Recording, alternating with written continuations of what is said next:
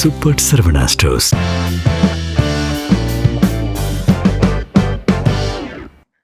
நேயர்கள் அனைவருக்கும் மத்திய கிழக்கு பற்றி எரிகிற செய்திகளின் ஒரு மிக முக்கியமான செய்திகளை நாம் இப்போ பார்க்க அமர்ந்திருக்கிறோம். போர் தொடங்கின பின்பு அது நிறுத்துவது சாத்தியமில்லையோ என்று என்ன தோன்றுகிற ஒரு நிலை இப்போ காணப்படுதுங்க. எப்படின்னு சொன்னா, உக்ரைன் போர் ஆரம்பிச்சு அது 4 வருஷம் போயிட்டு இருக்கு. அதுல ஏராளமான பேர் லட்சக்கணக்கில் இறந்து போயிட்டாங்க. இந்த போருக்கெல்லாம் காரணம் யார்? இது அடுத்து இப்போ ஈரான், அமெரிக்கா, இஸ்ரேல் போர், அதை தாண்டி அரபு நாடுகள் முழுவதுமாக துவம்சம் செய்யப்பட்டிருக்கிற ஒரு நிலை. மூன்றாவது, சீனாவினுடைய கொதிப்பு அடங்காத நிலையில் சீனா தனது பொருளாதாரத்தை அமெரிக்கா நாசம் செய்தணும் அப்படின்ட்டு அவங்க ஏற்பட்ட ஒரு கொதிப்பும், தைவானை இந்த சந்தடி சாக்கில் அடித்து விட்டால் அமெரிக்காவின் நிலை என்ன? இப்படி எல்லாம் இன்னைக்கு வந்திருக்கிற செய்தியில எல்லாரையும் அதிர்ச்சியில் ஆழ்த்த போகிற ஒரு செய்தியை நான் உங்களுக்கு சொல்ல போகிறேன். என்ன செய்தி அது? வேற ஒன்றும் இல்லைங்க.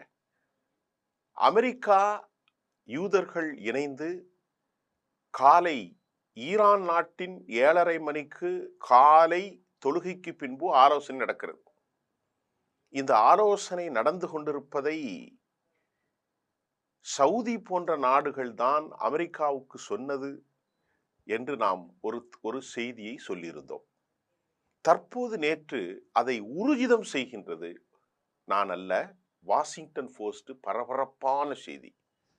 வாஷிங்டன் போஸ்டுடைய செய்தி என்ன சொல்லிக்கிறதுனா, சவுதி அரேபியா தான் இந்த போரை ஆரம்பிக்க அமெரிக்காவுக்கு அழுத்தம் கொடுத்தது என்றும், சவுதியினுடைய இளவரசர் முகமது பின் சல்மான் அமெரிக்காவினுடைய பியூரோக்ராட்ஸ்ட பேசி, இங்க பாருங்க, இன்னைக்கு அவங்க போறது ரொம்ப சிக்கல். யாரு? ஈரான்.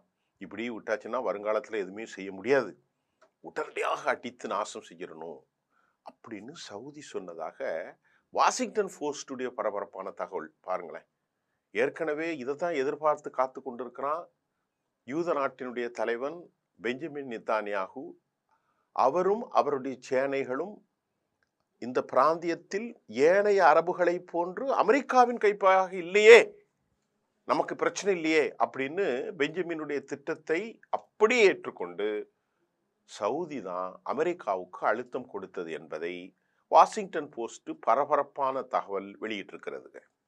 இதற்கிடையில ஈரான் வெகு வேகமான தாக்குதலை, மட்டுப்படுத்த முடியாத தாக்குதலை சவுதி அரேபியா, அராம்கோ நிறுவனம், 7க்கு மேற்பட்ட 6க்கு மேற்பட்ட இராணுவ நிலைகள், எங்க குவைத்தில் இருக்கக்கூடிய அமெரிக்க தளங்கள், கத்தரில் இருக்கும் அமெரிக்க தளங்கள், அந்த தளங்களில் இருக்கக்கூடிய இந்திய மதிப்பிற்கான 9,000 கோடி, அதாவது $1 பில்லியன் பெருமானம் உள்ள துல்லியமாக 5,000 கிலோமீட்டருக்கு மேலிருந்து வரக்கூடிய ரடாரை முழுவதுமாக அழித்து பஹ்ரைன் பட்டி எரிகிறது, ஓமன் கடற்படை பட்டி எரிகிறது, பஹ்ரைனுடைய 5வது யூனிட் பட்டி எரிகிறது, சவுதியினுடைய அராம்கோ பட்டி எரிகின்றது, துபை, அபுதாபி பற்றி எரிகின்றது, புரூஜல், அந்த கலிபா, அந்த புர்ஜ் கலிபா பக்கத்தில் ஏவுகணைகள் தாக்குகிறது,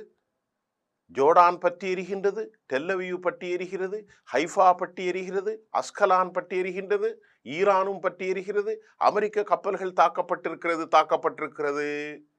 இதுதான் இப்போ நடக்கிறது. சரி, செய்தியில எவ்வளவு மரணம் அப்படின்னு பார்த்தா 400க்கு மேற்பட்ட அமெரிக்க வீரர்கள் கொல்லப்பட்டு விட்டார்களாம். மொத்தத்தில் 40,000 அமெரிக்க வீரர்கள்ல 400 பேர் என்று சொன்னால் 1 விழுக்காடு கொல்லப்பட்டிருக்கிறார்கள். இது அமெரிக்கா மறுத்து 3 பேர் அப்படின்னு சொல்லும் போது, நேற்று மூத்த ஊடகவியலாளர் லண்டன்ல இருந்து சொல்றார் நம்முடைய நண்பர் அரூஸ் அவர்கள், அமெரிக்கா பொய் சொல்கிறது. ஏன் பொய் சொல்லுது அப்படின்னா, 3 பேர் சாகடிப்பாங்களா? எவ்வளவு பெரிய தாக்குதலுங்க குவைத்தில் அப்படின்னு சொன்னாங்க. அப்படின்னால் சவுதி அரேபியா, காட்டிக் கொடுத்த சவுதி அரேபியாவை ஏன் இப்படி தாக்குகிறார்கள் என்றால், சவுதி தான் இந்த அநியாயத்தை செய்ததாக அவர்கள் சொல்கிறார்கள். சரி, நாம் இப்போ செய்திக்குள்ள போவோம். சவுதி அரேபியா மற்றும் இஸ்ரேல் அழுத்தம்தான் இந்த போருக்கு மூல காரணம்னு வாஷிங்டன் போஸ்ட் சொன்னதுக்கு அப்புறம் நான் சொன்ன செய்தியை ஈரானை விட்டா வெகு வேகமாக வளர்ந்துடும், மத்திய கிழக்குல அமெரிக்காவுடைய மேலாண்மை அது பாதிக்கும் என்றும் சவுதி சொன்னது இந்த செய்தி தான். இதுக்கு இடையில சைனா என்ன சொல்றாங்க, பிளே பண்றாங்க, ரெடி டு சப்போர்ட் ஒரு வீடியோ கேம் ரிலீஸ் பண்ணியிருக்கிறாங்க. அந்த வீடியோ கேம்ல சைனாவுடைய electronic magnetics warfare jammer against US force. இப்போ சைனாவுடைய பீப்புள் லிபரேஷன்ஸ் ஆர்மி அது வெளியிட்டிருக்கக்கூடிய தகவல் has ready to join exercise with Iran. Game release ஒரு multiple message to universal video viewers. China will enter into the Taiwan that may totally divert international segment as well as geopoliticals. சைனாவுடைய PG-99 அதுப்புறம் சைனாவுடைய 35mm anti aircraft system ஈரானுக்கு வழங்கப்பட்டிருக்கிறது. HQ-35 medium aircraft சிஸ்டமும் missile சிஸ்டமும் 625 short range defence சிஸ்டமும் கொடுக்கப்படுகிறது. இப்போ சைனா உதவி செய்யாமல் இது எப்படி இந்த தாக்குதல்? கொஞ்ச நெஞ்ச தாக்குதல் இல்லையே, தாக்கிக்கிட்டே இருக்கிறாங்களே ஈரான் தாக்கி கொண்டே இருக்கிறாங்க. ஈரானுடைய புதிய இடைக்கால தலைவர் அராஃபினுடைய பேச்சு நேற்று அந்த மக்களை கொதிநிலைக்கு கொண்டு செய்ய போயிட்டு. அவருடைய பேச்சை பாருங்க, அதனுடைய தமிழாக்கம். அராஃபி இவ்வாறு பேசுகிறார். இடைநிலை தலைவர் ஆயத்துல்லா காமெனி மரணத்திற்கு பிறகு இடைக்கால கவுன்சிலிங் தலைவராக தேர்ந்தெடுக்கப்பட்ட அல் அராஃபி, அதற்கு பிறகு முஜிதபா கமெனி தேர்ந்தெடுக்கப்படலாம் என்றாலும் இடைக்கால ஈரானுடைய 3வது அரசியலமைப்பு சட்ட பிரிவின் பால் தேர்ந்தெடுக்கப்பட்ட அவருடைய பேச்சில் என்ன சொல்கிறார்? இதோ, எங்கள் தலைவர் மரணத்திற்கு பயந்து எங்கும் ஓடவில்லை. கடுமையான குதிப்புல பேசுறார். அவர் குடும்பத்தோடு கடைசி வரை இருக்கும் நிலையில்தான் அவர் ஷஹீத் ஆனார். அது அப்படியே தமிழ்ல சொல்றேன். இன்னா லில்லாஹி வ இன்னா இலைஹி ராஜிஊன். அவர் அப்படி சொல்றார். சொல்லிட்டு இங்க பாருங்க, எங்கள் தலைவர் ஆயத்துல்லா கமேனி தொலைவில் இருந்து அவர் யாரும் பக்கத்தில் வரவேணாம் என்று சொல்லவில்லை, எங்கும் ஓடவில்லை. அவருடைய உயிருக்கு உத்தரவாதம் இல்லை. தான் கொல்லப்பட்டு போகும் என்று தெரிந்தும் அவர் அங்கேதான் இருந்தார், அவர் அங்கேதான் வாழ்ந்தார், அவர் அங்கேதான் கொல்லப்பட்டார். அடுத்து சொல்றார், ஒரு அமைதியான பாதுகாப்பு மண்டலத்தை அவர் தேடவில்லை. சாதனங்கள் நிறைந்த எந்த பகுதிக்கும் அவர் செலவில்லாமல் அரச பணத்தில் செல்லவில்லை. அவர் மக்களோடு தான் இருந்தார். அவர் ஒரு வீரனின் உண்மை அழகு என்ன தெரியுமா? நெருக்கடியான காலங்களில் குடும்பத்தினரோடு இருப்பது. இதுதான் அல்லாஹ்வுக்கு ஏற்றது. அதை அவர் உருவாகி உள்வாங்கி கொண்டார். அவர் எப்போதும் ஷஹீதை விரும்பினார். அது என்ன ஷஹீத்? இறைவழியில் மரணிப்பதை அவர் விரும்பினார். புதிய வாழ்க்கை நோக்கி அவரது பயணத்திற்கு எதிர்பார்த்த நிலையில் அவர் ஷஹீதாக்கப்பட்டார். இவர் சொல்றத தமிழ்ல சொல்றாங்க. அடுத்து சொல்றாரு பாருங்க, இன்று அவர் விதைக்கப்பட்ட நிலையில் நாளை அவர் வரலாறாக மாறப்போகிறார். மீண்டும் சொல்கிறேன், வீரம் என்பது என்ன? மரணம் ஒரு விதைங்க, அது ஒரு வரலாறு. இந்த விதைத்த வரலாறு நாளை வரக்கூடிய இளைய சமூகம் இந்த வரலாற்றிலிருந்து பலர் கற்றுக்கொள்ள ஏராளமான பாடம் உள்ளது என்று கூறிய இடைக்கால தலைவர் ராஃபி, நான் அல்லாவிடம் நாட்டான் அடிப்படையிலே பொறுப்பேற்றுள்ளேன், எனக்கு இந்த பதவியை அல்லாஹ் தான் கொடுத்திருக்கிறான் என்று சொல்லிவிட்டு, இந்த அநீதிக்கு முன்பு அவர்கள் பொறுப்பேற்று மண்டியிடும் நிற்கும் காலம் விரைவில் வரும் அப்படின்னு சொல்லிட்டு ரொம்ப உணர்ச்சி வசப்பட்டு சத்தம் போடுறார். இந்த செய்தியும் நாம் பதிவு செய்திருக்கிறோம். இதுக்கிடையில குவைத்தில் பெரிய தளம் இருக்கு. 6 இராணுவ நிலைகளும் பெரும் அமெரிக்க தளங்கள்ல நேற்று ஒரே நாளில் F-15 ஈகிள் ஃப்ளைட் தன்னால விழுந்து காலி. 1 இல்லை 2 இல்லைங்க, 3ங்க. 27 வருஷத்துக்கு பிறகு இந்த வகையான விமானங்கள் இப்போதாங்க உழுதான்.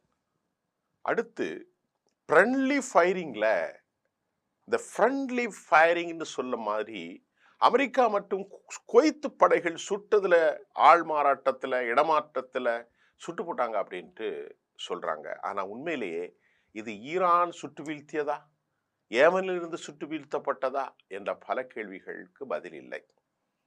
ஃப்ரெண்ட்லி ஃபைட்டிங்லாம் இல்லை, ஏதோ ஒரு விவகாரத்தில் ஈரான் சுட்டு வீழ்த்தியதா? இதனுடைய மொத்த மதிப்பு 33 மில்லியன் அமெரிக்க டாலர்கள். உலகின் மிகப்பெரிய குவைத் இராணுவத்தில் ஏராளமான அமெரிக்க விமானங்கள் மற்றும் இராணுவ வீரர்கள் இருந்த நிலையில் ஈரான் தாக்கியதில் 500 பேருக்கு மேற்பட்டவர்கள் இறந்து போனதாக ஊர்ஜிதம் செய்யாத நிலையில் அமெரிக்கா மறுத்தாலும் பலி எண்ணிக்கை அதிகரிப்பதாகவும் தகவல் வந்திருக்கே.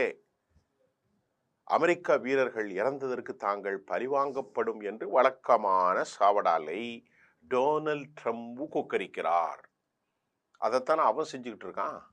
நீங்க அமெரிக்க வீரர்களுக்கு பழி வாங்குவீர்கள், நாங்கள் எங்கள் தலைவரை கொண்டதுக்கு உங்களை பழி வாங்குவோம் அப்படின்னு சொல்லி அலி லாரிஜானி சொல்றாரு. அமெரிக்க கூட்டுப்படைகள் தலைவர்கள் இனி வரும் நாட்களில் அமெரிக்க வீரர்களுடைய பலி எண்ணிக்கை ரொம்ப அதிகரிக்க போகுது அப்படின்னு யார் சொல்றா? பெயின் சொல்றார்.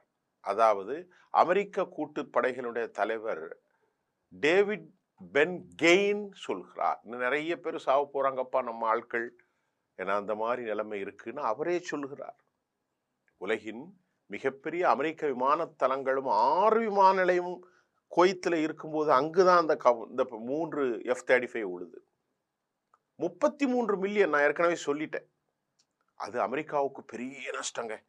உலகின் பல்வேறு நாடுகளில் உள்ள அமெரிக்காவுடைய பொருளாதார மண்டலங்கள், அமெரிக்காவுடைய துறைமுகங்கள், அமெரிக்காவுடைய இராணுவ வீரர்கள், உலகின் பல்வேறு நாடுகளில் உள்ள அமெரிக்க பொருளாதார மண்டலங்களையும் இராணுவ நிலைகளையும் இப்போ குறிவைத்து தாக்குறாங்க அவங்க. இதுக்கு இடையில இந்த கூட்டுப்படை அமெரிக்கா இஸ்ரேல்ல 1200 நிலைகளில் குண்டு வீசி தாக்கி இருக்கிறாங்க. இப்ப ஈரான் 9 நாடுகள், அதை நான் சொல்லிட்டேனே, சவுதி அரேபியா, யுனைடெட் அரபு எமிரேட்ஸ், அப்புறம் அந்த பக்கத்துல குவைத்து, பஹ்ரைன், ஓமன், கத்தர், இப்படி ஜோர்டான், 9 நாடுகள் மற்றும் சைப்ரஸ், இதை சேர்த்து அங்க இங்கிலாந்துடைய இராணுவ தளங்களையும் காலி பண்ணிட்டாங்க. அமெரிக்காவில் 27 இராணுவ நிலைகள் மற்றும் இஸ்ரேல் நாட்டின் இராணுவ நிலைகள் மீதான தாக்குதல் இதில் அடங்கும். ஒட்டுமொத்தமா இந்த மண்டலங்கள்ல 27 மண்டலம் இருக்கு. இதுக்கிடையில அமெரிக்கா அந்த போர்ல தனது சக்தி வாய்ந்த B-2 ஸ்பிரிட் ஸ்டெல்த் போர் விமானங்களை முதலாக B-2 GBU-57 தாண்டி B-2 ஸ்பிரிட் ரக ஸ்டெல்த் போர் விமானங்களை முதலாக களத்தில் இறக்கி இருக்கிறாங்க. ஈரானுடைய மலைகளுக்கு அப்பால் ஆழமான ஆழத்தில் அமைந்துள்ள இராணுவ தளங்களை அழிக்க சுமார் 30,000 பவுண்டு எடை கொண்ட பங்கர் பஸ்டர் GBU-57 ரக ராட்சச குண்டுகளும் பயன்படுத்தப்பட்டிருக்கிறது. இவை பல அடுக்கு காங்கிரீட் சுவர்களை துளைத்து கொண்டு இலக்குகளை சிதைக்கும் வல்லமை கொண்டது. வான்வெளி பாதுகாப்பை உறுதி செய்திருக்கிற 5ஆம் தலை விமானங்களான F-35 லைட்னிங் 2 ரக விமானங்களையும் ஈரானுடைய வான்பாது அமைப்புகளை முடக்கி மற்ற போர் விமானங்கள் தடையின்றி செயல்பட வழிவகுத்தன. அதே நேரத்தில் கடலில் நிலைநிறுத்தப்பட்டுள்ள அமெரிக்க போர் கப்பல்கள்ல அவங்க வச்ச ஆயுதத்தெல்லாம் சொல்றேன், டொமஹாக் ஏவுகணைகள் ஈரானுடைய தகவல் மையங்கள் ஏவுகணைகளை துல்லியமாக தாக்கி அழித்ததாகவும் செய்திகள் சொல்லப்படுது. அதே போன்று எதிரிகளுடைய நடமாட்டத்தை கண்காணித்து தாக்குதல் நடத்த MQ ரீப்பர் போன்ற நவீன ட்ரோன்களை இந்த இராணுவ நடவடிக்கையில அவங்க பங்காற்றின. 551 பேர் ஈரான்ல கொல்லப்பட்டிருக்காங்க. 131 டிஸ்ட்ரிக்ட்ல, ப்ராவின்ஸ்ல, அமெரிக்க இஸ்ரேல் கூட்டுப்படைகள்ல. இதுல மினாப் நகர்ல 183 குழந்தைகள் இறந்து போனதை நினைச்சு உலகமே கதறுகிறதுங்க. சவுதியினுடைய அராம்கோ நிறுவனம் ரிஃபைன் சென்டர் முழுமையான தாக்குதலுக்கு உள்ளாகி பட்டி எரிகிறது. இந்த அராம்கோ ஏன் தாக்குறாங்கன்னா, அராம்கோ வந்து 1933 தொடங்கினது. ஒரு சின்ன பார்வையை நான் உங்களுக்கு சொல்றேன். அமெரிக்காவினுடைய ஸ்டாண்டர்ட் ஆயில் ஆஃப் கலிபோர்னியா சவுதியில முதலாக எண்ணெய் தேடும் உரிமையை பெற்றார்கள் 30 காலகட்டங்கள்ல. பல பத்தாண்டுகளாக டெக்சாகோ, எக்ஸான் மொபில் போன்ற நீங்க பார்த்திருப்பீங்க. இன்னைக்கு கூட கம்பெனிகள் இருக்கும்.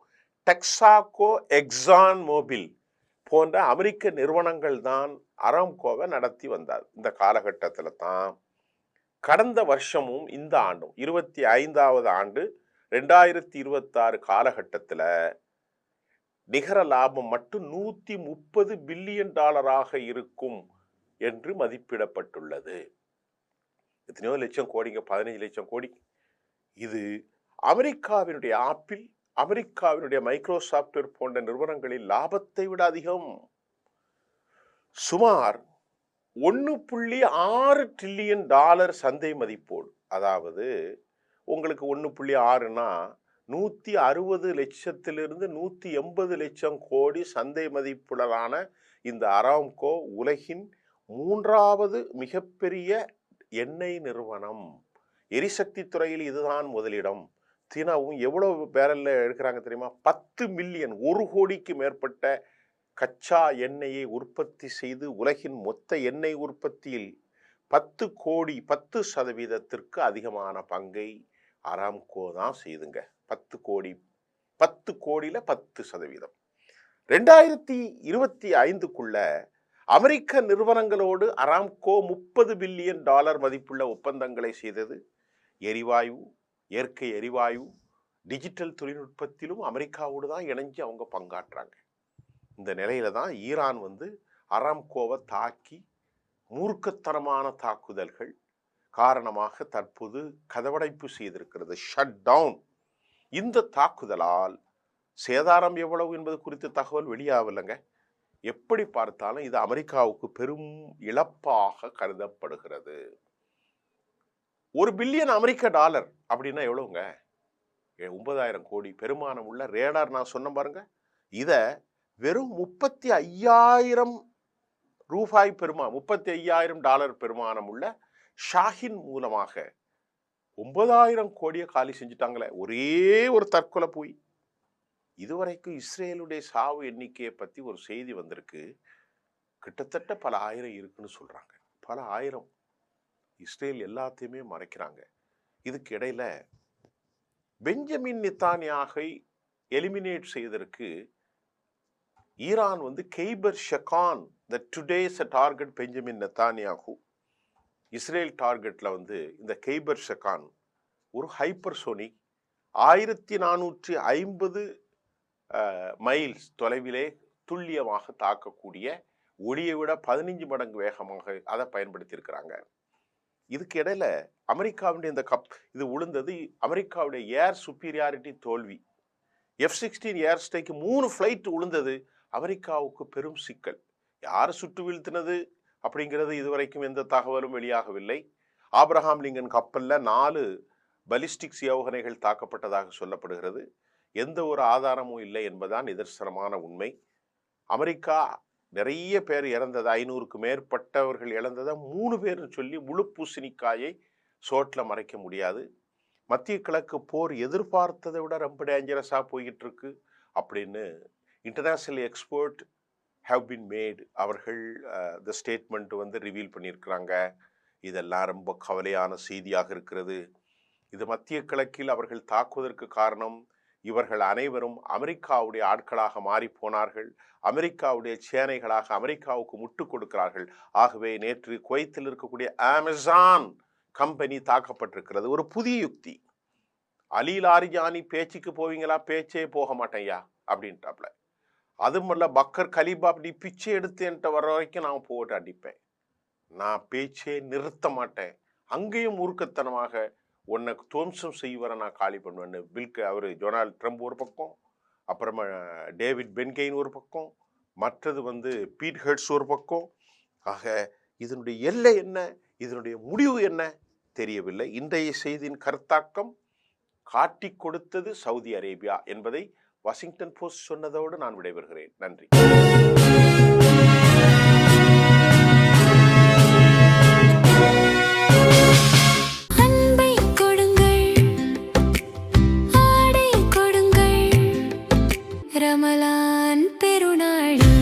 Super Saravana stores.